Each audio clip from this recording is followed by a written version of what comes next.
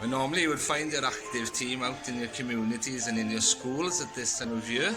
but it's unprecedented times, and over the last 6 days the active team have been hard at work working here with the field hospital.